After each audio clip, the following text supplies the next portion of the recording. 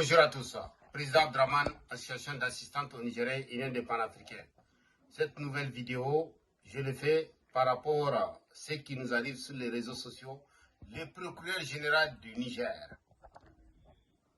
il a donné des détails par rapport à la situation de Mohamed Bazoum qui voulait s'évader avec l'aide aussi des Occidentaux.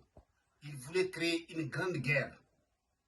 Une grande guerre. Ce n'est pas seulement le Niger, hein, c'est partout dans l'Afrique de l'Ouest. On va écouter le procureur général, là. Il va nous dire réellement ce qui s'est passé. Monsieur le procureur, on vous écoute. L'ancien président de la République, Mohamed Bazoum, du palais présidentiel où il est gardé depuis le 26 juillet 2023.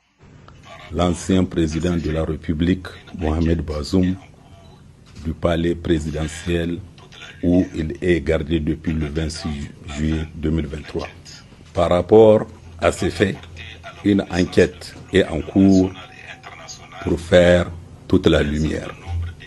En attendant la fin de l'enquête, nous tenons à porter à la connaissance de l'opinion nationale et internationale un certain nombre d'éléments et les rassurer ainsi qu'il s'agit des faits réels et non d'une mise en scène comme certains esprits ont essayé de le faire croire.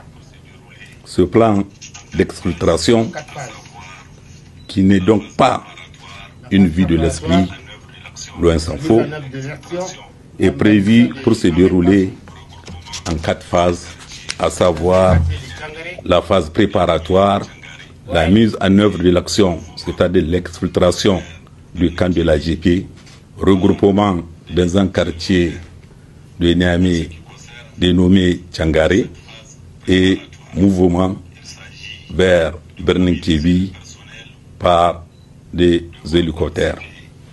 En ce qui concerne cette phase préparatoire, il s'agit de mobiliser le personnel devant participer à l'action, personnel à recruter au sein de la garde présidentielle, de certains membres de la garde rapprochés de l'ancien président Bazoum, ainsi que dans certains membres de sa famille.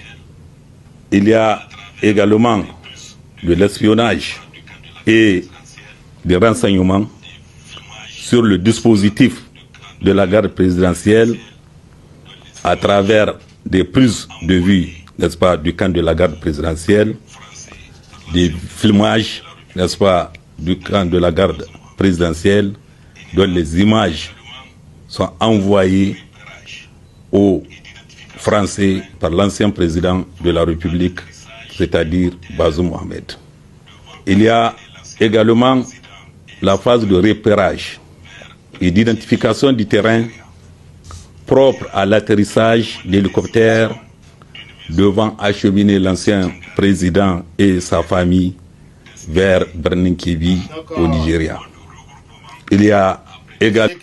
Ce que je viens de dire là, mes chers compatriotes de Panafricains International, on a eu beaucoup de la chance que les forces armées nigériennes ou bien les forces, l'intelligence des investigateurs nigériens, ils ont pu connaissance de pouvoir empêcher la invasion ou bien que Bazoum veut courir du Niger, il veut s'échapper pour créer une guerre civile en Afrique de l'Ouest entière.